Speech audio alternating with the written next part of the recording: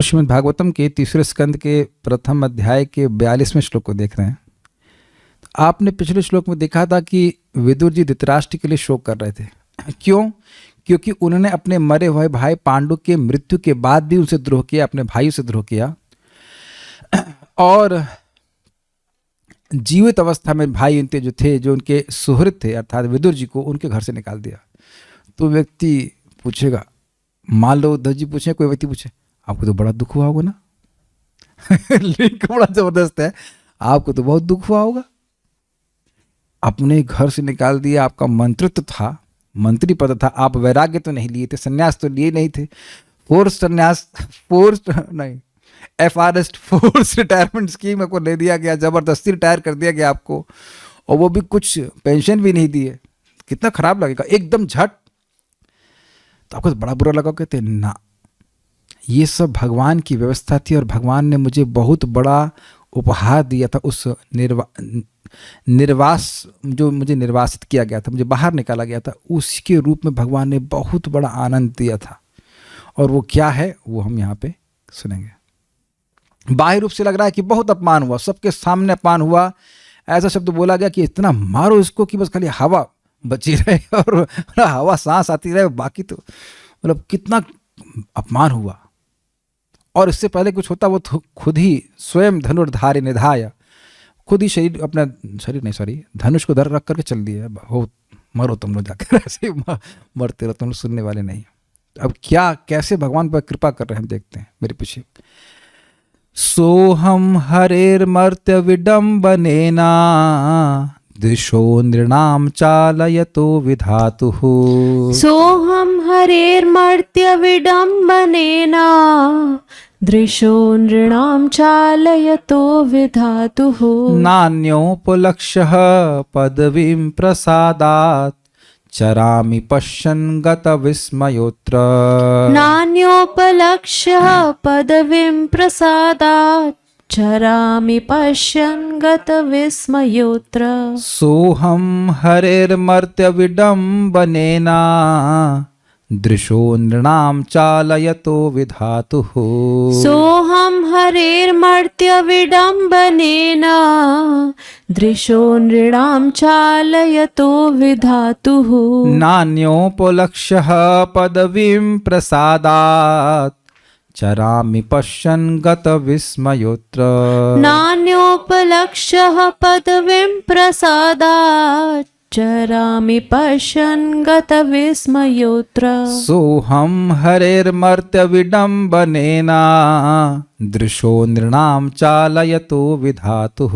सोहम हरेर्मर्त्य विडम्बनेना दृशो नृणाम चालयतो विधातुः। नान्योपलक्ष्यः पदवीं प्रसादात् चरामि पश्यन् गतविस्मयोऽत्र। नान्योपलक्ष्यः पदवीं प्रसादात् चरामि पश्यन् गतविस्मयोऽत्र। सोहं हरेर्मर्त्य विडम्बनेना दृशो नृणाम चालयतो विधातुः। सोहम हरेर्मर्त्य विडम्बनेना दृशो नृणाम चालयतो विधातुः। नान्योपलक्ष्यः पदवीं प्रसादात् चरामि पश्यन् गतविस्मयोऽत्र। नान्योपलक्ष्यः पदवीं प्रसादात् चरामि पश्यन् गतविस्मयोऽत्र।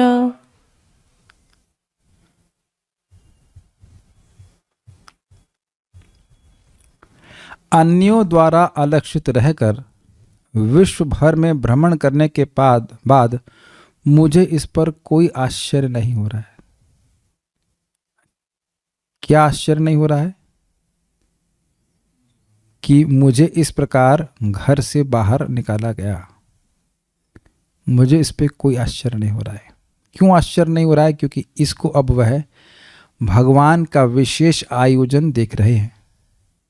वो क्या विशेष आयोजन है भी टीका से और क्लियर होगा, लेकिन एकदम स्पष्ट दिख रहा है उनको कि यह सब भगवान की कृपा ही थी मुझ पर, मुझे कोई आश्चर्य नहीं। क्योंकि आश्चर्य होगा व्यक्ति को, अरे मुझको मंत्रणा के लिए बुलाए, इसका बाप बुलाया ना, धृतराष्ट्र बुलाया, और बेटा मुझे निकाल रहा है और बाप कुछ नहीं बोल रहा है, क्या क्रोध में आश्चर्य नहीं होगा? आप बताइए कि पिताजी बुलाए और लड़का बोला कौन बुलाया इसको जबकि उसका बाप ही बुलाया और बाप एकदम चुप सुट है, सुट समझते, एकदम बोल ही नहीं रहा, लगा सांप सूंघ गया हो, बिल्कुल अनुमोदन कर रहा है। क्या उसको आश्चर्य नहीं लगेगा? ये बताइए कि जगत में आपने पूरा जीवन किसी के लिए दिया हो और कोई इस प्रकार से आपको बोले तो आपको आश्चर्य नहीं लगेगा? क्रोध तो आएगा, उसमें आश्चर्य नहीं लगेगा आपको? ये क्या तरीका है?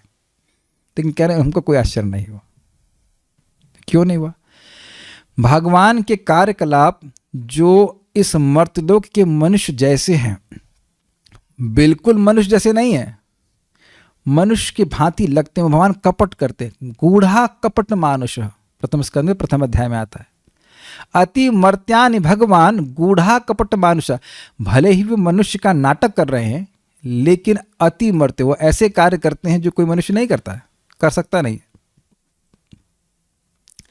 तो फिर से पढ़ते हैं, भगवान के कार्यकलाप जो इस मर्तलोक के मनुष्य जैसे हैं, अन्यों को मोहित करने वाले हैं, किंतु भगवान की कृपा से मैं उनकी महानता को जानता हूं, अतएव मैं सभी प्रकार से सुखी हूं। अब आप एक प्रश्न करेंगे, भाई भगवान कहां से आ गए इसमें? उस ड्रामा में, उस सीन में भगवान का किरदार तो कहीं था ही नहीं, भगवान तो कुछ बोले ही नहीं है ना। दुर्योधन बोला निकालो इसको, वो निकल गए, तो भगवान कहां से आए? यही कठिनाई है कि हमें भगवान नहीं दिख रहे और विदुर जी को भगवान दिख रहे हैं। आज भी हम भक्त की थोड़ी सी काउंसलिंग कर रहे थे, बहुत, वो भी फूट फूट के, आज लग रहा है रोना दिवस था, सब रोने वाले लोग मिल रहे थे जो एकदम फूट फूट के रो रहे हैं ये वो। तो मैंने कहा आप अभी कुछ दिन पहले रो रहे थे अपने घर के लिए, तो मिला कि नहीं मिला? किराए का मकान था। हाँ प्रभु जी 1 ही घंटे में मिल गया। तो हमने कहा कौन व्यवस्था किया 1 ही घंटे में? कहते हाँ भगवान ने किया। Krishna is not far God, कहीं बहुत दूर बैठे हुए रिमोट कंट्रोल दबा रहे नहीं, Krishna is very near God, वो हमारे मित्र हैं। सुहृद सर्वभूता नाम, हर पल तो ऐसे मेंटेनेंस कर भी रहे हैं और दिन प्रतिदिन की समस्या भी वही सॉल्व कर रहे, कोई और नहीं कर रहा है। लेकिन अभक्त नहीं देख पाते, लेकिन एक जो शुद्ध भक्त है जैसे विदुर जी, वह देख रहे हैं कि कैसे पग पग पर भगवान उसकी रक्षा करते हैं। ना सिर्फ रक्षा करते हैं, कृपा कर रहे हैं। उनकी इच्छा थी कि इस झगड़े टंटे से बाहर निकले, फसाद से बाहर निकले, तो भगवान निकाले उनको, और ऐसा निकाले कि मैं अभी पर्दा फाश नहीं करना चाहता हूँ, कैसे निकाले वो तो आप अभी आगे देखेंगे। लेकिन ये सब भगवान की लीला चल रही है, और वो लीला कैसी लगती है? मनुष्य की तरह। अब कहेंगे मनुष्य की तरह कैसे? भगवान कहाँ है? इन्होंने बोला था कि विदुर जी ने धृतराष्ट्र को कहा था भगवान द्वारका में है। तो अब बताइए, स्वाभाविक सी बात, आपका कोई रिश्तेदार के संग कोई गलत काम करे, बेचारा बॉम्बे में, आप क्या करेंगे? है ना, है ना, आप क्या कर लेंगे? कोई बॉम्बे में आपका कोई भाई है, उसके संग कोई बदतमीजी कर रहा है, आप क्या करेंगे यहाँ से बैठे बैठे? है ना। बताओ ना, श्लोक बहुत सिंपल लग रहा है ना, सीन में वहां तो नहीं पहुंच पाएंगे ना, नहीं पहुंच पाएंगे ना। तो भगवान भी ऐसे ही कर रहे हैं, और आगे श्लोकों से और क्लियर हो जाएगा। ऐसा लग रहा है कि भगवान तो द्वारका में बैठे हैं, इनके संग तो हम कुछ भी कर लेंगे, भक्तों के संग कुछ भी कर लेंगे और हमें कुछ नहीं होगा। यही लग रहा है ना भगवान की मर्त्य लीला से। यही द्रौपदी संग करने का प्रयास किया था। द्रौपदी का अपमान करने में भी दुर्योधन की ही भावना थी कि हमारा कौन क्या कर लेगा, और भगवान भी उठा करके वहां पे सुदर्शन चक्र नहीं चलाए। भगवान ने कपड़ा सप्लाई कर दिया, लेकिन सामने खड़े होकर सुदर्शन चक्र नहीं दिखा रहे हैं। यहां भी विदुर जी का अपमान कर रहे हैं, बोले हमारा कुछ नहीं हो सकता है, कोई कुछ नहीं करेगा। तुम्हारी तो बेटा सांस भी बाकी नहीं रहेगी। तुम तो कह रहे थे ना कि सांस बाकी रहे, तुम्हारी तो सांस भी बाकी नहीं रहेगी, प्राण छोड़ के जाना पड़ेगा। गया कि नहीं? विदुर जी के पहले चला गया ना। तुम तो यार इन्हीं को बोल रहे थे ना कि इसकी प्राण भी ना रहने दो, और तुम्हारे प्राण भी नहीं रहेंगे, या बस नहीं, बस प्राण भर रहने दो, और तुम्हारे प्राण भर भी नहीं रह पाएंगे। आप समझ रहे होगे मैं क्या समझाना चाहता हूं। लग रहा है कि भगवान तो बहुत दूर है, भगवान नहीं, कृष्ण बहुत दूर है, क्या कर लेंगे इसका वो, लेकिन नहीं। और एक तो ये अर्थ है, दूसरा बाकी अभी आप और देखें कैसे भगवान ने ही इस सारा आयोजन किया ताकि ये बाहर निकले अपने इस जंजाल से, और उन पर भगवान विशेष कृपा करे। क्या कृपा है मैं नहीं बता रहे आपको, कृपा तो भी चक्रवर्ती पाद की टीका में क्लियर हो जाएगी। स अहम, वैसा मैं। कौन वैसा मैं? जो मैं सुहृद था अनअपकारी था, अपकार नहीं कर रहा था, उनके हित के लिए बोला था, फिर भी मुझे अपने घर से बाहर निकाल दिया, वैसा मैं। ये सह अहम का अर्थ है। सह मतलब वह और अहम मतलब मैं। वो विदुर जिसका अपमान किया गया था वह मैं, ऐसे करके भाषा उपयोग होती है कि नहीं। वैसा उनका छोटा भाई जो उनका सुहृद था, अनपकारी था, उस वैसा मैं जिसका अपमान किया गया, वैसा मैं तो जानता हूं कि वैसा मैं जिसको बहुत अपमान मिला, फिर भी मैं जानता हूं कि मर्त विडंबनेना, इस मर्त लोक में विडंबनेना, मानवीय लीला करने वाले श्री भगवान ही। विडंबनेना का मतलब होता है नकल करना, मिमिक्री समझते हैं आप लोग। हम यहाँ करके नहीं दिखाएंगे भाई भागवत का है, हमको थोड़ा सा इसमें है, मतलब हम कर लेते हैं कोई बात मिमिक्री, लेकिन मतलब ये हमारा वंशानुगत है, मतलब हमारी दादी भी एक्सपर्ट थी करने। तो कोई घर में कोई आता था तो कौन आए उसकी मिमिक्री करके बता देंगे ऐसा था वैसा था। ये हमारे उनके पिताजी के बारे में बताएंगे तो उनके स्टाइल से बताएंगे, ऐसा है, लेकिन हम यहाँ नहीं कर रहे हैं, अपनी मर्यादा में रह रहे हैं। तो विडंबन का मतलब होता है एकदम नकल कर देना। तो भगवान एकदम मानवीय लोगों की नकल करते हैं, मानवों की नकल करते हुए लीला करते हैं। तो वो भगवान निर्णाम दृश्य चालयतः विधातु, सामान्य लोगों की बुद्धि वृत्ति को मोहग्रस्त कर देते हैं। ये लाइन पहली समझ में आ रही है आप लोगों को। भगवान इस जगत में मानवीय लीला करते हुए मर्त विडंबनेना, इस मर्त लोक में, मतलब जैसे जो लोग मर रहे हैं वैसी लीला कर रहे हैं। इसीलिए मौशाल लीला भी किए शरीर छोड़ने की, बिल्कुल ऐसा लीला करने से मनुष्य करता है। जन्म लीला और बाकी लीला भगवान कर रहे हैं सामान्य लोगों की। दुर्योधन एक सामान्य व्यक्ति था। भगवान से विमुख व्यक्ति सामान्य ही होते हैं, वह महामाया के चंगुल में होते हैं, यद्यपि वह सोच रहे हैं कि वह इंडिपेंडेंट है। आप समझ पा रहे हैं बात? बहुत गोह्य श्लोक है। निर्णाम मतलब मनुष्य, मतलब सामान्य लोगों की दृश्य, देखने की दृष्टि, दृश्य बुद्धि की वृत्ति, देखने की दृष्टि मतलब देखने की शक्ति, समझ रहे हैं। देखने की शक्ति केवल देखना का मतलब नहीं होता, देखने का मतलब होता है विवेक। हम लोग कई बार यहाँ पे डिस्कशन में बोले आप लोग को दिख रहा है, दिख रहा का मतलब इतना कह रहा हूँ कि आँख में 6x6 विजन है कि नहीं, दिख रहा है कि मतलब ये विवेक से देख पा रहे हैं कि नहीं, है ना। तो लोगों की बुद्धि की वृत्ति क्या होती है? सही गलत का निर्णय करने की शक्ति, ये बुद्धि की है कि नहीं। उसको चालायता मोहग्रस्त, चला देते हैं। ये शब्द आपने सुना हिंदी में, बुद्धि चल गई है। मतलब एक तो होती है बुद्धि चलाना और दूसरा तो बुद्धि चल जाना, मतलब बुद्धि चली गई है, दिमाग खराब हो गया, काम नहीं कर रहा है। विधातु मतलब इसका विधान कर देते हैं। समझ में आ रहा है पहली लाइन? भगवान कर तो रहे हैं मनुष्य की लीला, लेकिन सबके अंदर बैठे हुए हैं और बुद्धि ऐसी दे रहे हैं कि व्यक्ति विपरीत कार्य करेगा, क्योंकि भगवान नहीं चाहते थे कि युद्ध ये टले। द्रौपदी का अपमान हुआ था, तभी भगवान संकल्प ले लिए थे कि सबको इकट्ठा करके मारूंगा। एक मारने में टाइम लगता, सबको इकट्ठा करके सबको खाना ना, एक साथ फीस्ट करेंगे। चावल भी इकट्ठे करते ना, इकट्ठे करके पका दो, सबको खा जाएंगे। तो भगवान विश्व के रूप में खाने वाले थे, सबको सारे लोगों को बीन लिए, सारे हुण बदमाशों को मार के खत्म कर दिया। तो अगर दुर्योधन मान जाता, कहता हाँ चाचा आपने बड़ा सही कहा, अच्छा हम बहुत गलत किए, हमें क्षमा कर दीजिए, युद्ध जो आप हम जा रहे हैं, संन्यास ले रहे हैं, ऐसा कर, ये अगर भगवान बुद्धि दे देते तो क्या आप क्या सोचते हैं? दुर्योधन को बुद्धि ऐसी नहीं दे सकते, लेकिन नहीं देंगे। बड़ा अच्छा है, एक जगह किसी को दुर्योधन कह रहा है कि जानामि धर्मम न च मे प्रवृत्तिम, जानामि अधर्मम न च मे निवृत्तिम। मैं जान रहा हूँ कि धर्म क्या है, लेकिन उसमें मेरी प्रवृत्ति नहीं है, मैं उसे करना नहीं चाहता।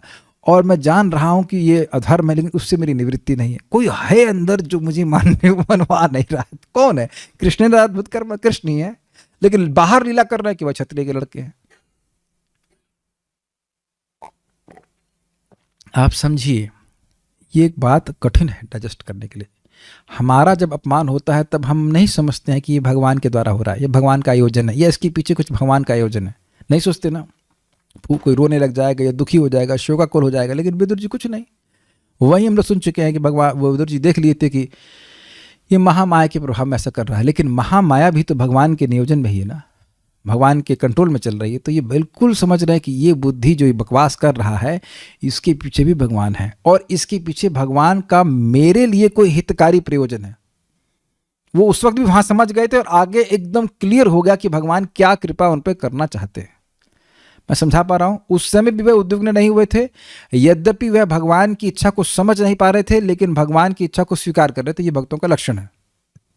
लेकिन आगे जाकर जीवन में क्लियर हो जाता है कि भगवान तो अपना भक्त का मंगल कभी नहीं करते। अभी अब देखिएगा कैसे होता है। उसके बाद क्या कह रहे हैं? हरे प्रसादात, श्री हरि की कृपा से उनके पदवीम महात्म्य को पश्चन देखते हुए गता विस्मया, बिना खेद एवं संशय के, अन्य न उपलक्ष्य, अन्यों द्वारा लक्षित अलक्षित रहकर अत्र चरामी, मैं विश्व भर में सुख से विचरण करता हूँ। देखिए विश्व भर का यहाँ पे स्पष्ट अर्थ है कि भारत भूमि के तीर्थों में, और ऑस्ट्रेलिया में नहीं गए थे। ऑस्ट्रेलिया में जा करके वो क्या कहते हैं, कूदने वाले कंगारू नहीं देख रहे थे। एक अनुवाद किया जा रहा है, विश्व भर का मतलब यहाँ पे स्पष्ट था कि भारत भर में भ्रमण की, वो भी तीर्थों में भ्रमण कर रहे थे। He was not into Darjeeling या व्हाटएवर, शिमला, देहरादून, वहाँ पे कोई भगवान का स्थल हमारी जानकारी में तो नहीं है, तो वहाँ सब वहाँ नहीं गए। He was only going to तीर्थ प्लेस, तीर्थ।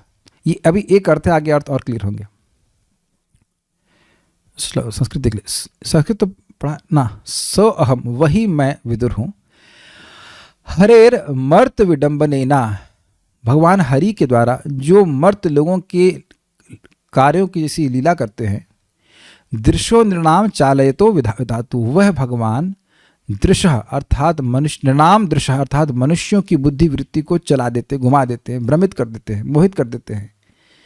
ना अन्यों उपलक्ष्य, अन्यों के द्वारा लक्षित होते हुए, नहीं होते हुए। आपने सुना था अवधूत, अवधूत वेशा, अवधूत वेश में घूम रहे थे, अवधूत की तरह। अन्य लोगों के द्वारा मैं नहीं देखा गया। और भगवान हरि की प्रसादात, भगवान हरि की कृपा से उनकी पदवी, उनकी महात्म्य को सूचित समझ पाया।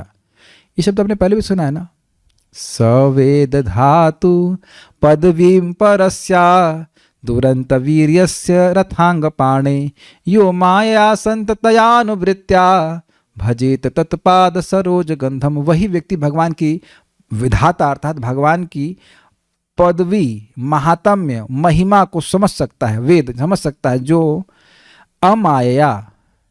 कैसे भगवान? रथांग पाणे, जो रथ के अंग को यानी कि पहिए को अपने हाथ में रखते हैं भगवान श्री कृष्ण, जो अमाया निष्कपट भाव से, संततया निरंतर और अनुवृत्त्या भगवान को प्रसन्न करने के लिए भजन करता है। तो मतलब क्या है?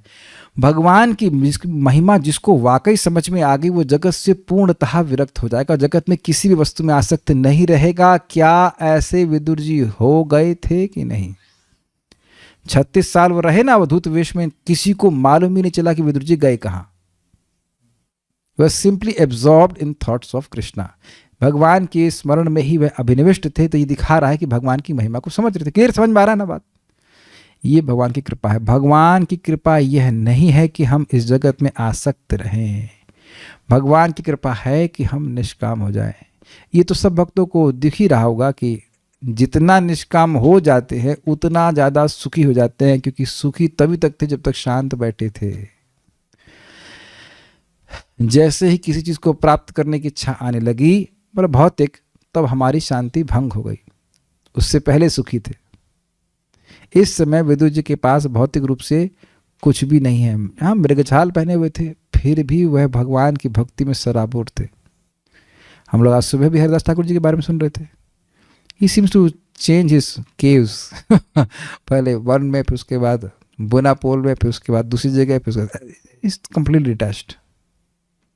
चरामी पश्चन, मैं विचरण कर रहा हूँ, अत्र तीर्थों को देखते हुए, पश्चन मतलब देखते हुए, गता विस्मय, मुझे कोई विस्मय नहीं हो रहा। विस्मय का अर्थ है, विस्मय मतलब होता है, स्मय मतलब मुस्कान, विस्मय मतलब मुस्कान चली गई, मतलब सीरियस हो गया, कुछ घटनाएं आ गई। और गता विस्मय मतलब कोई चिंता नहीं। समझ पा रहे? स्मय मतलब मुस्कुराना, विस्मय मतलब अरे अरे ये क्यों हुआ मेरे साथ में।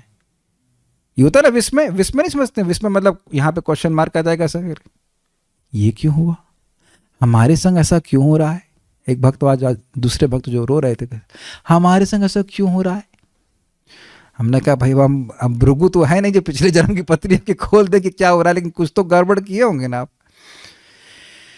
दूध का धुला तो कोई भी नहीं है, इज इट नॉट? कुछ हो रहा है तो भगवान के आयोजन से हो रहा है। ये विस्मय आपके जीवन में कभी नहीं हुआ? ये मुझ जैसे साधु पुरुष ऐसा ये लोग क्यों कर रहे हैं? आता ही होगा सर, आपके अलावा हमारे अलावा कोई साधु तो है नहीं, और ऐसा गलत खताम बर्ताव कर रहे हैं, कितनी गलत बात है। तो विस्मय आ जाता है, लेकिन इनके मन में क्या है, गत विस्मय। कुछ आश्चर्य नहीं हो रहा है, क्योंकि भगवान की माया को, भगवान की कृपा को सबको देख रहे हैं। भगवान की माया कैसे लोगों की बुद्धि को भ्रमित करती है, और कैसे भगवान विदुर जी को अपनी कृपा देने के लिए असंग कर रहे हैं, निरासक्त कर रहे हैं, ये विदुर जी स्वयं देख रहे हैं। इसलिए बिल्कुल विस्मय है, गत विस्मय है, गत विस्मय। श्रीधरी, यदि आप कहें कि यह तो बड़े आश्चर्य की बात है कि दुर्योधन की दुष्टता को जानने वाले धृतराष्ट्र ने आपको भी इस प्रकार से दुख दिया। ये बड़ी, हमको बहुत हंसी इस पे आ रही है कि ऐसे जगत में कभी किसी का ऐसा हो तो लोग ऐसे ही ढांढस बताते हैं कि नहीं भाई ये तो बड़ी गलत बात है, बड़ा भाई होकर के भी आपको संग ऐसा किया। एकदम उसी शैली से सीधा स्वामी बोल रहे हैं कि नहीं, ये तो बड़ी गलत बात है, बड़े दुख की बात है कि आप छोटे भाई हैं, सूरज हैं, उसके बाद भी आपको संग ऐसा खराब। हम तो भाई इसको बहुत गलत मानते हैं। अगर कोई ऐसे कहे तो आप ये क्या कहते हैं? ये हम इसलिए बोल रहे हैं, ये लखनऊ में बहुत माहौल चलता है। आप लोग क्या पता नहीं चलता है कि नहीं, लखनऊ में बहुत चलता था, हमारे घर में हमने खूब देखा। भाई ये तो बड़ा गलत कहा हमने। पूरा दिन यही चर्चा, आप लोग रिलेट कर पा रहे इससे? गृहस्थी में बहुत चलता है भाई, ये तो तुक की बात नहीं करी, तो कायदे की बात नहीं करी, सब चलता रहता है।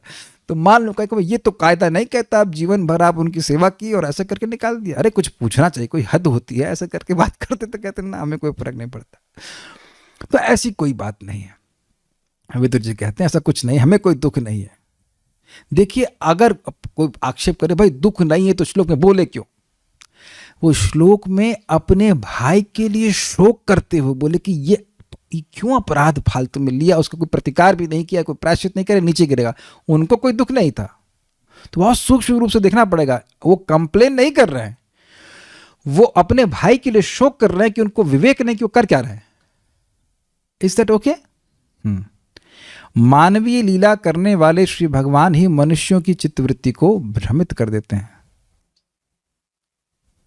जैसे हम लोग प्रथम स्कंद में सुन चुके हैं, युधिष्ठिर महाराज को युद्ध के बाद शोक होना शुरू हो गया, भाई सब मेरी वजह से मरे हैं, अब मेरे पाप का तो निवारण होगा नहीं, ये वो। और भगवान कृष्ण स्वयं समझा रहे हैं। अब बताइए, जो व्यक्ति ब्रह्मा को ज्ञान दे सकते हैं बिना सामने उपस्थित हुए, है ना, तेने ब्रह्म दे आदि कव्य, वो व्यक्ति सामने बैठ करके पढ़ा रहा हो ट्यूशन और फिर भी बच्चा ना समझे तो कठिन है कि नहीं? तो अब जानते हैं, हरे कृष्णेन अद्भुत कर्मण, अद्भुत कर्मा कृष्ण है। बाहर समझा रहे, भैया देखिए समझे, ये तो होना ही था ऐसा वैसा, और अंदर से नहीं समझने दे रहे हैं। समझ में आ गया, ये है भगवान की मर्त लीला। देखने में लग रहा है कि भाई की तरह समझा रहे हैं, और युधिष्ठिर महाराज को बोले, युधिष्ठिर महाराज भी कह रहे, अरे तुम हमसे छोटे, तुम क्या समझाओगे हमें धर्म के बारे में? तो फिर भगवान कहते हैं, अच्छा हम नहीं समझा पाएंगे। व्यासदेव जी को बुलाते, व्यासदेव जी भी खूब ब्रेकफास्ट करके महाराज बोलते खा करके आ रहे थे, लेकिन युधिष्ठिर महाराज नहीं समझ रहे थे। तो भगवान जो चाहते हैं वही समझ पाता है व्यक्ति, उससे अधिक नहीं समझ पाएगा। तो भगवान फिर अंततः का कहे, भाई हमको नहीं, हमारी बात पे आप विश्वास नहीं कर रहे हैं, तो भीष्मदेव पे तो विश्वास करते, कहते हाँ चलिए। तो उनको अपना दर्शन भीष्मदेव को देना था, और भीष्मदेव से धर्म का उपदेश उनकी बाणशैया पे कराना था, इसलिए सब जो है लीला कर रहे हैं। लेकिन बाहर से क्या लग रहा है, मनुष्य की तरह। और वहां सुन चुके बड़ा मजेदार कि भीष्मदेव जी कहते हैं, भाई इनकी बात समझ में नहीं आएगी कि किस प्रयोजन से क्यों कर रहे हैं और क्या कर रहे हैं। अपने ही भक्तों को, पांडवों को दुख में डालते हैं, फिर खुद ही बचाते हैं। खुद ही हम बोल रहे हैं, क्या नाम है उनका भाई साहब का, मणि वाले जिनकी मणि निकाल ली थी, अश्वत्थामा, उसको प्रेरित कर रहे हैं कि उनके बच्चों को मरवा दो, और उसका कहते हैं वो ब्रह्मास्त्र चला दो, फिर खुद ही बचा लेते हैं। अरे क्यों कर रहे हैं ऐसा? तो कोई समझ नहीं पाता। तो मान लो युधिष्ठिर महाराज कहते तो इन्हीं से पूछ लेते हैं कि भाई ऐसा क्यों कर रहे हैं। तो कहें नहीं, इनसे पूछोगे तो कहेंगे मैं इतना बुद्धिमान हूं कि मैं सब बताऊंगा। एकदम जबरदस्त लीला करते हैं भगवान। अरे भक्तों को भी भ्रमित कर देते हैं। वो नंद, देवकी और वसुदेव देखे कि उनके सामने ही कृष्ण कंस को मारे, तो उनके मन में बुद्धि हो गई, भाई ये तो भगवान है, भगवान सामने गए और देखा कि माता देवकी उनको गोदी में नहीं ले रही हैं, तो तुरंत योग माया का विस्तार कर दिया और फिर बोले माँ क्षमा कर दीजिए, 13 साल में 11 साल बीत गए, हम आपका सेवा नहीं कर पाए। ऐसे बोलने लगे तो बस उनका वो वात्सल्य उमड़ गया, गोद में ले लिया। तो भगवान किसी को भी भ्रमित कर सकते हैं, सामान्य मनुष्यों का तो कहना है क्या। किंतु तो उन्हें कहा कि भगवान ने उसकी बुद्धि को भ्रमित कर दिया था, किंतु मैं उन्हीं की कृपा से सर्वत्र उनके ही महात्म्य का अनुभव करता हुआ ऐसे सुखपूर्वक छिप कर विचरण कर रहा हूं कि कोई भी मुझको पहचान भी नहीं पाता है। इतने साल हो गए, कोई समझ नहीं पाया। और सुखपूर्वक का मतलब क्या, छुप कर का मतलब क्या, उन्हें कभी किसी से सहायता नहीं मांगनी पड़ी। he could, amazing नहीं, 36 साल में शायद लग रहा है, ऐसा लग रहा है कि अस्पताल भी नहीं गए, कहीं अस्पताल तो होता भी नहीं, किसी को कोई सहायता नहीं मांगे। कठिन होता है। क्यों वरुण प्रभु, रोटी कब बनाए थे लास्ट टाइम आप, ये याद भी नहीं है। आप तो प्रश्न ही आपके लिए गलत हो जाएगा, एन हो जाएगा, नॉट एप्लीकेबल। अब आप समझ लीजिए कि रोटी बनाना पड़े बेटा कल से, तो बहुत भारी हो जाएगा कि नहीं। और जो किसी को जॉब भी, इट्स अमेजिंग ना, हम लोग के पास कोई तो धन तो है नहीं, और मंत्रित्व हो, मंत्री पद पे हो, और अगले दिन से ना कोई परिवार है, ना पत्नी है, ना बच्चे है, कुछ नहीं, बस कितना ड्रास्टिक होगा। प्रभुपाद जी व्यक्ति का नाम दे रहे थे, CR दास कोई थे, वो उनके समय में, गांधी जी के समय में थे, तो उनको जबरदस्ती गांधी जी कहे कि ना तुम अब प्रैक्टिस नहीं कर सकते हो। वो लॉयर थे, क्या सिविल डिसोबीडियंस मूवमेंट में, तो 50,000 रुपये महीना खर्च करते थे, कमाते थे, ऐसे कुछ रहा होगा, तो कर तो दिए, लेकिन 1 साल में ही मर गए, क्योंकि वो उनको तो ऑपोलेंटली रहने का अभ्यास था, ऐसे गरीबी में रहने का अभ्यास नहीं था। प्रभुपाद चलो समझा रहे हैं अपने। और जो मंत्री पद पे हो उसके लिए तो बहुत कठिन होगा ना, एकदम से अवधूत वेश ग्रहण करना। तो ये कैसे हो पाया, आप सारा दर्शनी में देखना। अभी ये स्वयं वो देख पाए विदुर जी, और इसी कारण से वे बड़े आश्चर्य, मतलब उनको कोई आश्चर्य नहीं हुआ, कि समझ गया कि तो भगवान की कृपा ही मुझ पर। अब इसको बहुत ध्यान सुनिए। किंतु मेरे प्रति उसके द्रोह द्वारा मेरा कोई अपकार नहीं हुआ। उसने मेरा अपकार किया, लेकिन मेरा कुछ नहीं हुआ, अपितु यह मेरे लिए परमोपकारक ही था।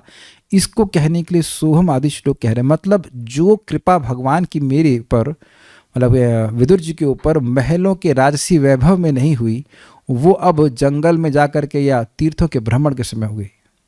तो अब उससे वो समझ रहे हैं कि वाह भगवान की कृपा ही है। अब जानते हो कि जीवात्मा के लिए इस जगत में 14 लोकों में भी कोई स्थान रहने लायक नहीं है। तो जहां कहीं हम सोच रहे हैं कि भाई ये स्थान बड़ा अच्छा है, तो वह तो माया ही है ना हमारे लिए। तो वहां से, और स्पेशली ऐसे स्थान में जहां पे कोई भजन नहीं करने को मिल रहा है। वास्तव में कि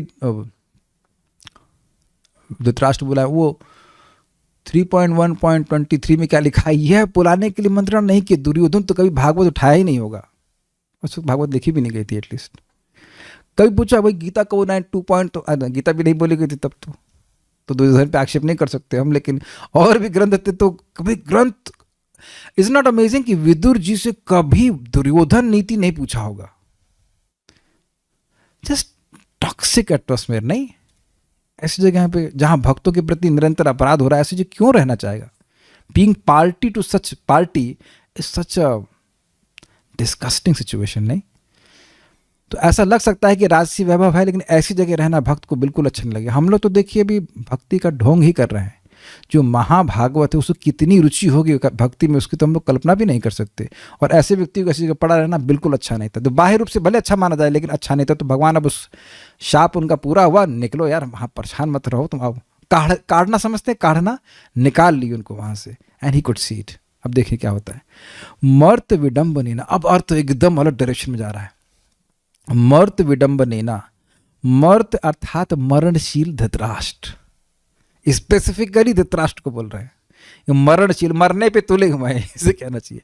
धृतराष्ट्र आदि, मतलब धृतराष्ट्र एंड कंपनी, पूरा जो 100 बच्चे सब, और शकुनी मामा सब, सबके ऊपर सब मरने वाले, उनके प्रति निज कृपा अप्रदान हेतु विडंबनेना। विडंबन का मतलब होता है छल, वंचना। भगवान ने उन लोगों पर कृपा नहीं करी, उनको नहीं समझ में आया कि ये तो महाभागवत है, इसकी बात मान लेंगे तो हमको सदगति प्राप्त होगी। ये नहीं समझ पाया कि भीष्मदेव महाभागवत, इन दोनों का नाम भागवत में है। भागवत छपी नहीं थी ना, तो पता नहीं था कि इन दोनों का नाम तो भागवत। कितना अमेजिंग है ना, इन दोनों को अमेजिंग है कि नहीं बताओ, आज तक मैं कभी नहीं कहा। इन दोनों का नाम धर्मराज विदुर और भीष्म पितामह, ये दोनों महाभागवत हैं और इनका नाम भागवत में आने वाला है 6ठे स्कंद में, लेकिन उसमें पब्लिश नहीं हुआ था, तो इन्हें समझ नहीं पाए कि ये कितने महान है। भगवान ने छल कर दिया ना। कहने का आशय कि आपके घर में कोई महाभागवत भी हो तब भी नहीं समझ में आया कि ये महाभागवत है, अगर बुद्धि डिस्टर्ब हो तो। भगवान ने पूरा वंचना कर दी। तो विडंबन का अर्थ यहाँ पे अब भगवान का अनुकरण नहीं, विडंबन का अर्थ है कि भगवान ने इन मर्त्यों को, मरणशील लोगों को छल कर लिया उनसे। वंचना द्वारा निर्णाम अर्थात उसके जैसे अन्यान प्राकृत लोगों की, मतलब जैसे कि धृतराष्ट्र मरणशील थे ऐसे अन्य मनुष्य, उनको तो वंचना किए ही, यानी कि धृतराष्ट्र को और पूरी पार्टी को तो वंचना किए, ऐसे अन्य लोग भी जो प्राकृत हैं, जो भौतिक लोग हैं, उनकी दृशा अर्थात बुद्धि वृत्ति समूह को, जो बुरी बुद्धि की वृत्ति है उसके समूह को, मन बुद्धि चित्त सब को चालयतः अर्थात भ्रमित करने वाले श्री हरि की कृपावश उनकी पदवीम अर्थात उनका चरण विन्यास पथ एवं उनका चरण युगल देखते देखते एवं भक्त वत्सल भगवान का किस प्रकार का आश्चर्य महात्म्य है, इसको गत विस्मय अर्थात विगत संदेह होते हुए एवं किसी को भी यह रहस्य उद्घाटन न करते हुए अन्योन्य उपलक्ष्य अर्थात अन्यों के द्वारा अलक्षित भाव से अत्र अर्थात इस सभी तीर्थों में मैं परिभ्रमण कर रहा हूँ। वो ऊपर से गया होगा, मैं बता रहा हूँ फिर से। बड़ा जबरदस्त, बहुत सुस्वादु टीका है। देखिए, पहली बात समझ में आए, मर्त किसके लिए बोल रहे हैं? धृतराष्ट्र के। वो मरने वाला बुढ़ा करके लीजिए, सब मरने वाले हैं, सब मरने वाले, मर ही गए। तो इन पर भगवान की कृपा नहीं हुई, तो भगवान ने इन पर विडंबन करने के द्वारा, विडंबन मतलब इन पर छल कर दिया, और इनके ही जैसे अन्य निर्णाम मनुष्यों पे भी बुद्धि वृत्ति को घुमा देते हैं और उन पर कृपा नहीं होती है। वो जैसे कि सिंपल सी बात है, सब लोग बोल सकते हैं हरे कृष्णा कृष्ण कृष्णा हरे हरे, हरे राम राम राम हरे हरे, लेकिन जब भगवान बुद्धि की वृत्ति समूह को घुमा देते हैं तो व्यक्ति सोचेगा इसमें क्या है, ये टाइम वेस्ट है, यह तो व्हाटएवर धार्मिक लोगों का ओपियम है और समथिंग कुछ तो बोलते जाएंगे। तो उन हरि ने क्या किया, इन लोगों को तो छल कर दिया और मुझ पर कृपा करी, यानी कि विदुर जी पे क्या कृपा करी? पदवीम का मतलब जहां जहां भगवान का चरण चला है उस मार्ग को भगवान वो देख पा रहे हैं। इसमें आगे क्लियर किया जाएगा कि जैसे जैसे वह तीर्थ में जाते भगवान उनके आगे आगे उस तीर्थ में जाते और विदुर जी को भगवान को देखने में कोई कठिनाई नहीं होती। आई टेल यू, आपने पता नहीं कविता पढ़ी कि नहीं, फॉलोइंग द फुटस्टेप्स ऐसे कर कुछ थी, मतलब नहीं शब्द सुना, फॉलोइंग द फुटस्टेप्स। वह किसी तीर्थ में जा रहे हैं, पता कैसे? उनको दिख रहा है कि भगवान मेरे आगे आगे चल रहे हैं। अच्छा, ये भगवान के कदम है, अच्छा यहाँ चलना है, दैट मीन्स किसी तीर्थ में वो जा रहे हैं, उस तीर्थ का रास्ता कौन बता रहा है? भगवान के चरण विन्यास। This is amazing. अब कहीं यह तो सबको नहीं दिख रहा है जी, यही तो बोल रहा है कि सबको नहीं दिख रहा है, केवल मुझको दिख रहा है। अब आपको समझ में आया कि भगवान की अद्भुत कृपा क्या है। दिस इज अमेजिंग ना। मैंने बताया ना, ये टीका जब मैंने पढ़ा तो वाह, क्या ऐसी भी कृपा किसी पे कर सकते हैं? जी हाँ, भगवान तो सब कुछ कर सकते हैं। ये समझ में आ रहा है भाई, केवल वृंदावन में तो नहीं आए, वो तो बहुत स्थानों पे गए। तो जिस जिस स्थान में जा रहे हैं तो भगवान उनके पहले पहले चल रहे। तो जो व्यक्ति आपके पहले आगे चल रहा है उसके पद विन्यास को नहीं देखेंगे, पद विन्यास मतलब पदचाल को, तो उनके चरण, भगवान के चरण उनको दिख रहे हैं, उसके पीछे पीछे वो चल रहे हैं। अमेजिंग ना। और दूसरा है कि उनके चरण युगल, यानी ये भी दूसरा अर्थ हो जाए कि भगवान के चरणों को देखते हुए चल रहे हैं, या जहां जाते भगवान के चरण दिखाई पड़ते। देखिए, लोग तीर्थ में आने के बाद भी लस्सी और मिठाई व्हाटएवर पेड़ा ही देखते हैं, भगवान के चरण कमल नहीं दिखाई पड़ते। ये भी दिखा गया है। आकर के बीड़ी भी पीते हैं, देखा गया तो दिखा रहा है।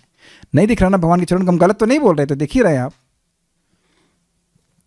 और इनका इतना भगवान कृपा किए कि अरे तुम इस महल को छोड़ो भाई, हमारे चरणों को देखो। यानी कि वो जो भगवान के चरण कमलों को देखने का सुख था वह उनको अनुभव हो रहा था। इससे बार बार समझना चाहिए कि only when Krishna reveals we can understand him. और जब तक भगवान अपने आप को प्रकाशित नहीं करते, हम चाहे कुछ भी करें भगवान नहीं, हम नहीं कर सकते। इसका मतलब है कि नहीं है कि हम कुछ करें नहीं, लेकिन हमें समझना चाहिए कि हम उत्साहपूर्वक भक्ति करते रहें। अब जिस दिन भगवान की इच्छा होगी तब वह प्रकाशित करेंगे।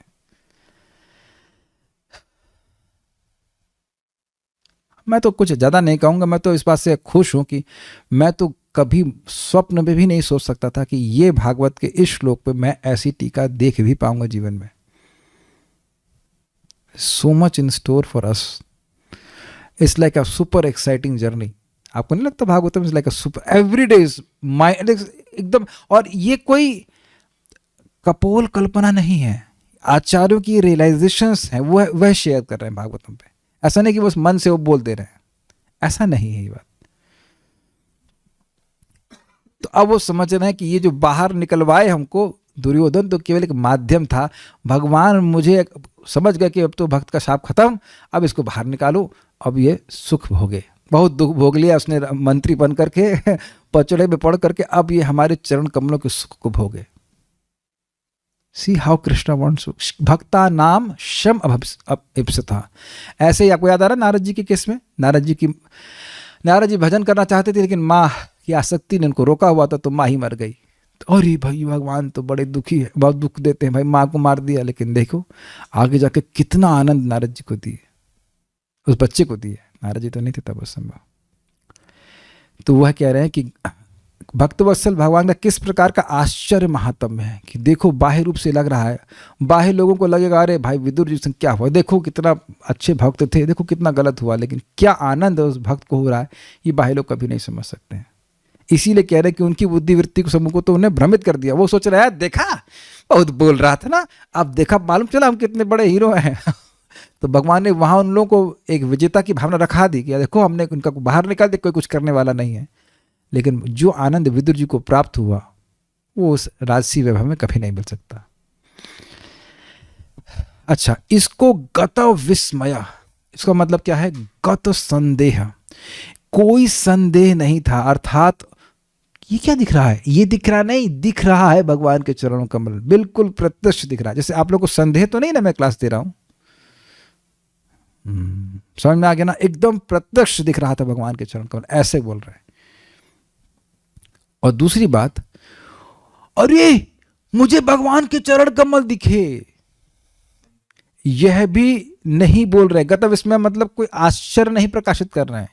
किसी को ऐसे दिख जाएंगे तो तुरंत आजकल बोलेगा ना यूट्यूब पे या कहाँ फैलाना चालू करेगा, हमें ये दिखिए, नहीं दिखने पे तो हल्ला करते हैं, हमें दिखिए ये हुआ। जिसको दिखेगा वो कितना बोलेगा, लेकिन चुप। इतनी बड़ी उपलब्धि प्राप्त करने के बाद भी 36 साल किसी को नहीं बोले कि उन्हें क्या अनुभव हो रहा है।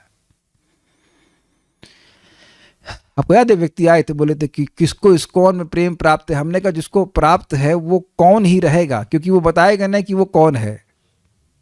He will remain in.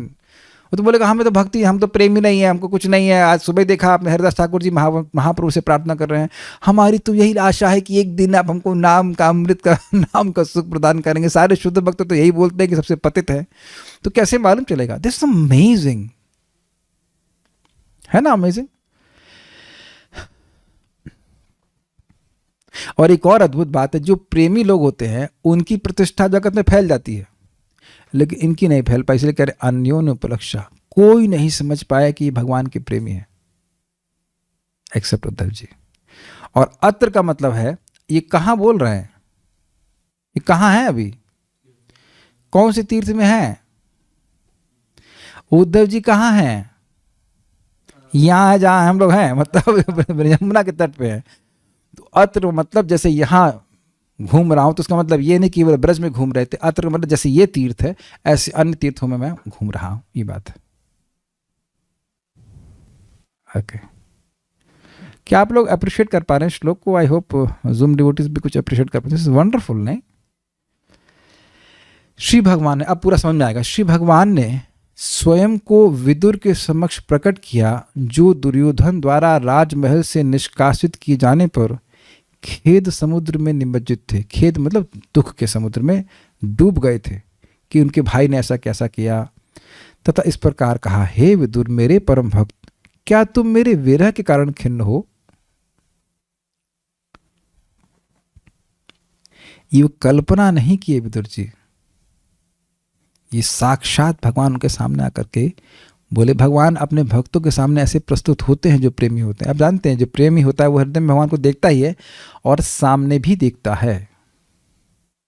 इसे कहते हैं प्रत्यक्ष साक्षात अनुभव, ऐसा ही कुछ शब्द कहते हैं। ये ऐसा हम लोग वृत्तासुर की प्रार्थना में भी सुनेंगे कि जब वृत्तासुर इंद्र से लड़ रहे हैं, फिर अकस्मात इंद्र से बिल्कुल उनकी बाह्य वृत्ति खत्म हो जाती है, वो भगवान से प्रार्थना करने लगते हैं। संकर्षण भगवान के सामने आ जाते हैं और उनसे प्रार्थना करने लगते हैं। इंद्र कहते ये क्या हो गया, युद्ध हो रहा है, एकदम से कोई असुर प्रार्थना करने लगे भगवान संकर्षण को, अहम हरे ताव पादिकम मूलम। ऐसा नहीं जैसे हम लोग प्रार्थना करते हैं आंखें बंद करके, नहीं, भगवान सामने आ जाते हैं।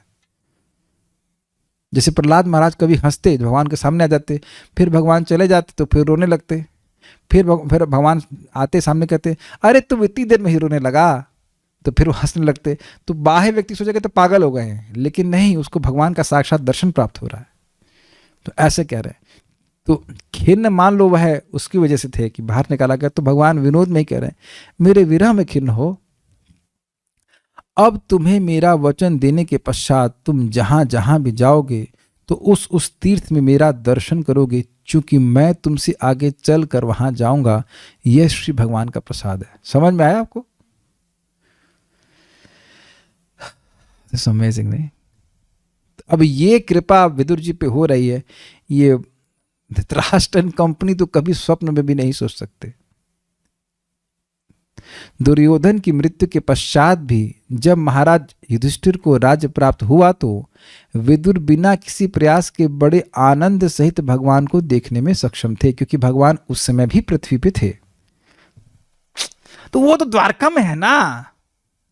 हाँ, तो अंडान तरस्त परमाणु चयान तरस्तम, भगवान है द्वारका में, लेकिन ऐसी भगवान व्यवस्था की कि जिस भी तीर्थ में जाते भगवान को देखते। और आपको याद हो कि वे जिस भी तीर्थ में जाते तो कृष्ण को देखते। याद आ रहा था, कृष्ण शब्द था, कृष्ण को ही देखते, कि कृष्ण में आसक्त थे।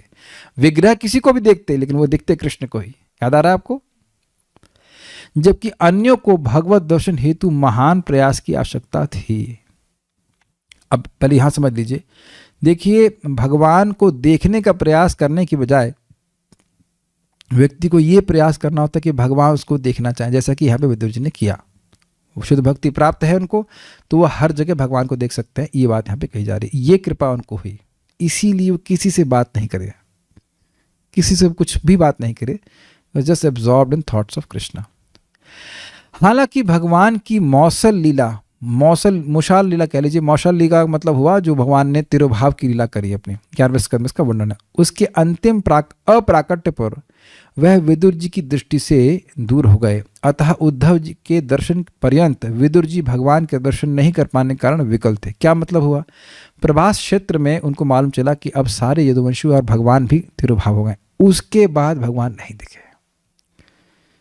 समझ में आ रहा है सारा क्वेश्चन आपको? आपने सुना था ना, प्रभास पहुंचे करते करते, तो प्रभास जब पहुंचे हैं तब उन्हें समझा कि सुन लिया कि सब चले गए। उद्धव जी को भगवान उपदेश दे दिए, भगवान तिरुभाव धाम में चले गए, अब भगवान नहीं दिखा रहे।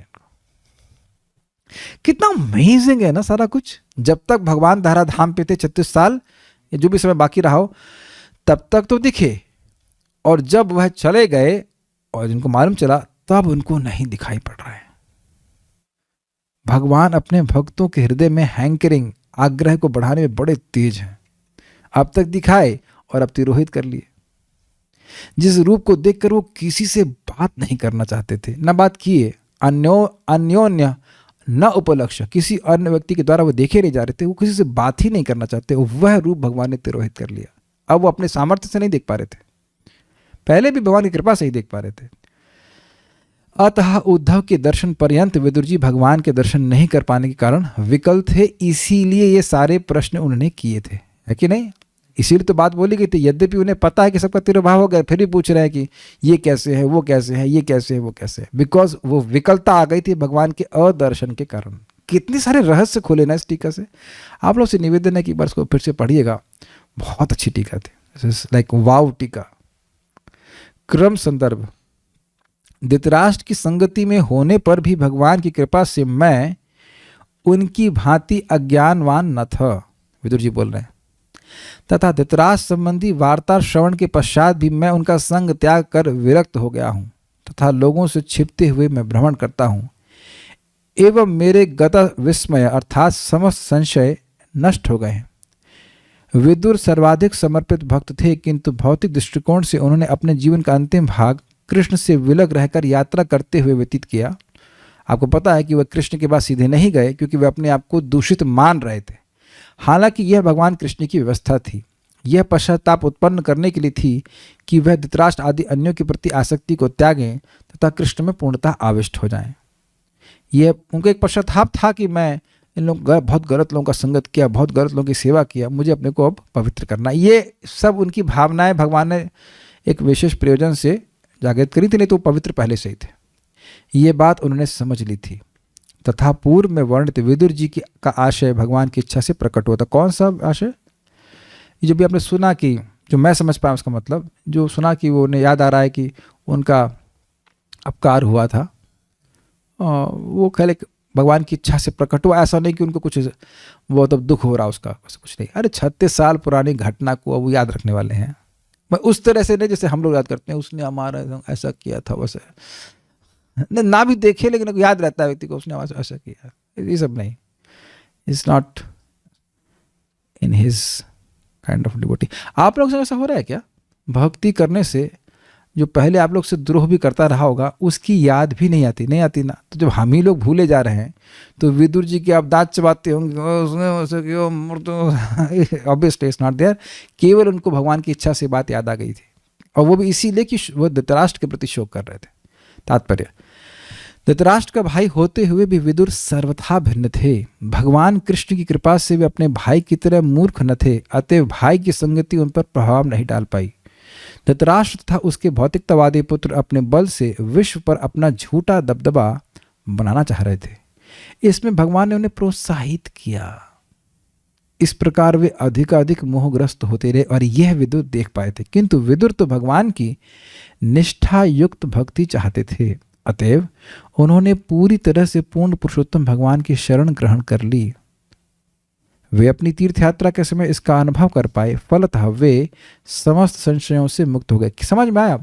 वो चाहते थे कि उन्हें शुद्ध भक्ति प्राप्त हो, और जब प्राप्त हो गई इस आयोजन से जो हुआ इनको निकालने का, तब उनके सारे संशय समाप्त हो गए कि भगवान भक्ति देंगे कि नहीं। आप में से कोई व्यक्ति ऐसा कह सकता है कि उसके मन में संशय ना हो कि हमें भक्ति मिलेगी या नहीं? आप ऊपर ऊपर से कह दोगे हाँ हाँ हमको मिलेगी, लेकिन मन में लगता है हमको मिलेगी, क्या मुझे भी वो उसी में सुख मिलेगा? कल्याण बेटा वीडियो तो ऑन करो, हमें संशय रहेगा कौन हो, आतंकवादी हो कि बसली हो, पता नहीं, we have no idea. Raising hand, आप मेरा प्रश्न नहीं समझ रहे हैं, आप अपने हैंड रेस के मतलब पता नहीं क्या है, लेकिन what I am trying to say कि ये संशय बना रहता है, मामा मुझको दिखेंगे, मुझको नाम में असी में सुख मिलेगा। आई मीन मैं संशय का निर्माण नहीं कर रहा हूँ, लेकिन भक्त के मन में रहता है कि मैं भगवान की प्राप्ति कर पाऊंगा, भगवान का गोलोक जाऊंगा। It can be some traces are there, लेकिन जब आप पहुंच जाएंगे, अरे मैं तो पहुंच गया, कितना मजा आएगा ना कि हम सब लोग जो मानो भगवान के पास पहुंचेंगे तो आहा आप भी हैं यहाँ पे, चाय भी है आप भी यहाँ पहुंच गए गोलोक में, वाह ये हम लोग तो खूब लाइक करते थे, कोई बात नहीं सके। अब आप लोग कह रहे हैं क्या आप रोज मजाक करते भागवत में? क्या ध्रुव महाराज संग नहीं हुआ? जब ध्रुव महाराज जा रहे थे तो उनकी माँ भी साथ में जाते हुए दिख रही थी, साथ का मीन्स ऑलमोस्ट आगे जाते हुए दिख रही थी। प्रभुपाद बोले we have another ISKCON without any politics in spiritual world.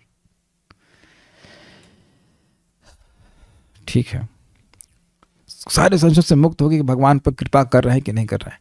उन्हें अपने घर बार से वंचित होने का तनिक भी खेद न था, क्योंकि अब उन्हें अनुभव हो रहा था कि भगवान की कृपा पर आश्रित रहना घर पर रहने की तथाकथित स्वतंत्रता से कहीं बढ़कर है। घर बात तो ये है कि व्यक्ति घर में स्वतंत्र रहता नहीं है,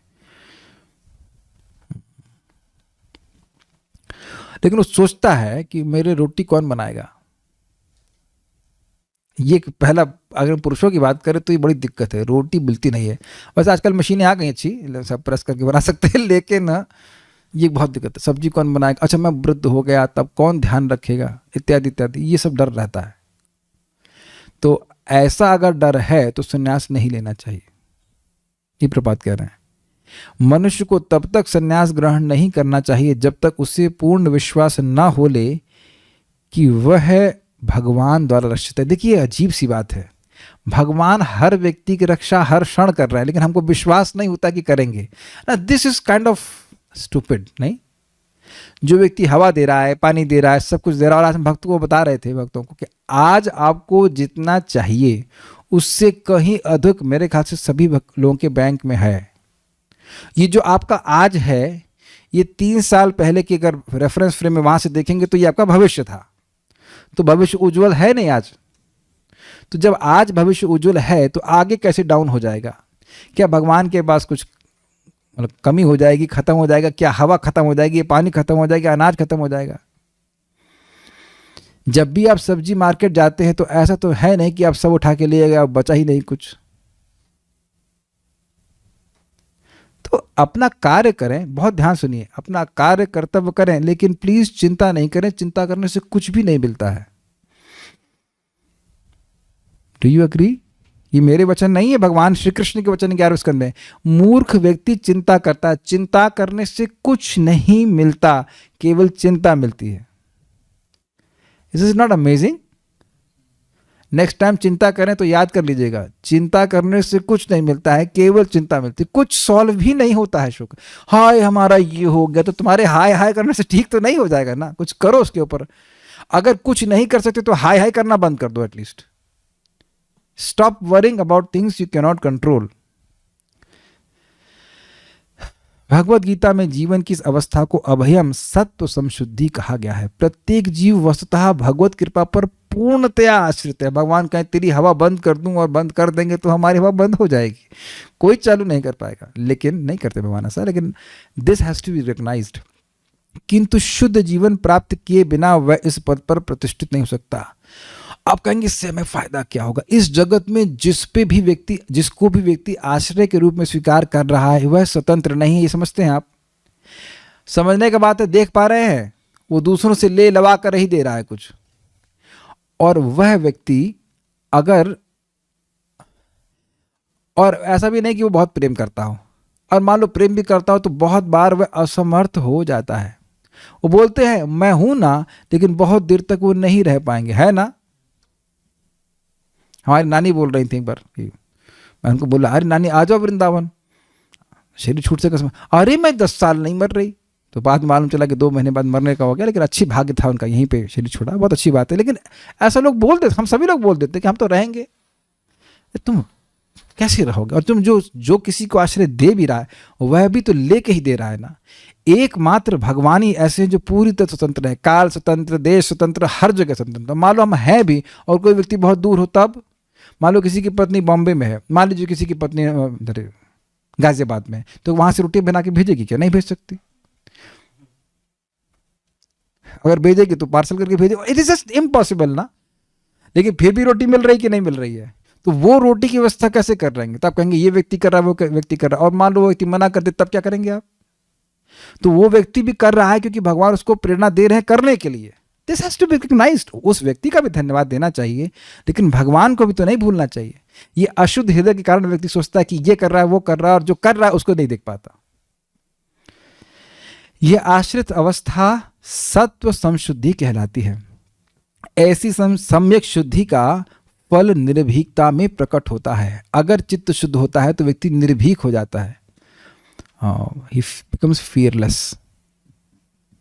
भगवत भक्त जो कि नारायण पौड़ कहलाता है कभी किसी वस्तु से भयभीत नहीं होता, क्योंकि वह इस तथ्य से सदैव अवगत रहता है कि सभी परिस्थितियों में भगवान उसकी रक्षा करेंगे। इसी संकल्प के साथ विदुर अकेले ही यात्रा कर रहे थे और उन्हें न तो किसी मित्र ने न किसी शत्रु ने पहचाना था। इस तरह वे संसार के अनेक कर्तव्यों को करने के लिए बाध्य हुए बिना जीवन की स्वतंत्रता का उपभोग कर पाए थे। अब ये बहुत सुंदर लाइन है। इस जगत में व्यक्ति कर्तव्य कर रहा है भय से, यस, कि यह नहीं करेंगे तो हमारा क्या होगा। लेकिन एक एग्जाम्पल लीजिए, कोई व्यक्ति बहुत धनाढ़ पिता का लड़का है, तो अब वह नौकरी के बारे में तो बिल्कुल नहीं सोचता ना, पिताजी के पास बहुत है ना। अब पिताजी असली वाले पिता के पास कितना है, लेकिन विश्वास नहीं है, इसलिए व्यक्ति भय के कारण सोचता है कि मैं यह नहीं करूंगा तो क्या होगा, मैं वह नहीं करूंगा तो क्या होगा। ये बात प्रपात कर रहा है। और विदुर जी बिल्कुल चिंतित नहीं है, क्योंकि वह देख रहे हैं कि भगवान सब कुछ रक्षा करने वाले हैं। अब देखिए, ये बात बोलने के लिए तो आसान है, लेकिन जिसकी जैसी योग्यता है, अधिकार, उसको वैसे ही करना चाहिए। जैसे जैसे हृदय शुद्ध होता जाता है, व्यक्ति स्वाभाविक रूप से भगवान की शरणागति को और स्वीकार करता है। Is it okay? ऐसा नहीं कि अब सभी अब छोड़ छाड़ करके बहुत पहुंच जाए और ये क्या होगा, चिंता कर रहे हैं, मतलब योग्यता नहीं है। अभी जिस अधिकार में हम लोग हैं वैसे ही कार्य करना चाहिए। बस इतना तो आप लोग इतना मानोगे, इतना बहुत प्रैक्टिकल है ना, कि जो अपने हम कर्तव्य कर रहे हैं वो करें, लेकिन घबराए नहीं कि क्या होगा, अच्छा ही होगा। Is that okay? जितना हृदय शुद्ध होगा उतना देखेंगे। नहीं तो अपने जो अकाउंट में वो आता ही जब दुख के लिए, तो ऐसे दुख के लिए तो कोई ड्यूटी बजाता नहीं है कि कोविड नहीं हुआ है, अच्छा वो उसका क्या हुआ भाई, वो आया क्या, वो जो नेक्स्ट सप्लाई आई उसकी, क्या निमोनिया की सप्लाई आएगी, तो उसके लिए तो कोई प्रार्थना नहीं करता, तो वो तो अपने आप आता है कि नहीं आता है। तो धन आदि भी अपने पास आ जाएगा अपने आप ही। जब भगवान श्री कृष्ण इस मर्त्यलोक में अपने नित्य आनंदमय श्याम सुंदर रूप में उपस्थित थे, तो जो लोग भगवान के शुद्ध भक्त नहीं थे, वे न तो उन्हें पहचान सके, न उनकी महिमा को जान पाए। भाई ये भी बहुत बड़ी बात है। कुछ लोग कहते हैं भगवान जब आएंगे तब समझोगे। बेटा तुम तब भी नहीं समझोगे। अगर भगवान भी आकर तुमको गीता पढ़ाएंगे तो तुम्हारा जैसा असुर तो भगवान, मतलब विद ऑल ड्यू रिस्पेक्ट, तुम्हारा जैसा असुर तो भगवान की गीता भगवान से पढ़कर भी नहीं समझेगा। और जो भक्त है वो भगवान के आने की अपेक्षा नहीं करता है, वो गीता आने की अपेक्षा करता है। गीता आकर ही समझ लेगा, स्वीकार कर लेगा। ये बात है। कितनी इंटरेस्टिंग बात है। इस समय अगर कहा जाए तो ज़्यादा लोग शायद गीता को, भगवान को जानते हों, ऐसा मैं अज्यूम कर सकता हूँ, जैसे प्रपात तात्पर्य है। अवजानन्ति माम मूढ़ा मानुषीम तनुमाश्रितम, बोलो आगे, परम भावम जानन्तु मम भूत महेश्वरम। वे अभक्तों को सदैव मोहित करने वाले हैं, किंतु भक्तगण भगवान की शुद्ध भक्ति के कारण उन्हें सदैव देख सकते हैं। एग्जाम्पल, जिसकी आंखें हैं वह सूर्य को हमेशा देखता है, और जिसको मोतियाबिंद है वह भगवान सूर्य को कभी नहीं देखता। तो जैसे जैसे अभक्ति का मोतियाबिंद भगवान की भक्ति से हटता है, क्षमा कीजिएगा, भक्ति के प्रभाव से हटता है, तो व्यक्ति भगवान को देखने लगता है। हमको उसका प्रभुपाद जी का तात्पर्य का वो बहुत अच्छा लाइन लगा कि अभयम सत्व संशुद्धि, जितना अपने हृदय को हम शुद्ध करेंगे उतना ही हम फ्री हो जाएंगे। और उस पर एक और विचार कीजिए। आप जानते हैं या समझ पा रहे होंगे कि ये जो हमें भय लग रहा है ना, वो अपनी भौतिक लालसाओं की वजह से लग रहा है कि हमको ये नहीं प्राप्त होगा तो क्या होगा। और जबकि आप देखें, हमसे कई गुना कम भौतिक आवश्यकताओं में लोग बहुत सुखी रह रहे हैं, है ना। तो जैसे जैसे व्यक्ति का चित्त शुद्ध होगा, उसकी वासनाओं की जो वासनाएं समाप्त होंगी, he becomes more free to take shelter of Krishna. वो और स्वतंत्र हो जाता है भगवान की सेवा करने के लिए। This is very nice. तो ये सब शुद्धिकरण के द्वारा होगा। आप समझ गए सार में कि विदुर जी समझ पाए कैसे भगवान की कृपा हुई, और जहाँ भी जाते उन्हें भगवान का दर्शन प्राप्त हुआ, तो इसलिए उनको कोई अपकार नहीं महसूस हुआ, न कोई कठिनाई नहीं हुई। तो यहाँ रोकते हैं, आज पारायण करने का समय नहीं। कोई भक्त पूछ रहे थे, भगवान ने विदुर जी को घर में प्रति विरक्त कर दिया था, तो वो वापस क्यों आए थे। तो ये प्रश्न का उत्तर तो भागवत में भी आएगा ना। आपने प्रथम स्कंद नहीं सुना क्या? मैत्रेय मुनि से कथा सुनते हुए उनको याद आया कि धृतराष्ट्र जी का उद्धार करना है, इसलिए आए। घर में आकर के वह सेवा स्वीकार करने के लिए नहीं आए थे। हाँ, कोई बहुत दिन से खाने को नहीं मिला, चलो कुछ द्रौपदी का भाई बहु अच्छा खाना बनाएगी, ये सब नहीं। बहू के आलू पराठे खाने के लिए नहीं आए थे वो, just to give knowledge to Dhritarashtra. Okay, ठीक है, so will stop here. Shrimad Bhagavatam की जय, श्रील प्रभुपाद की जय, निताई गौर प्रेमानंदे।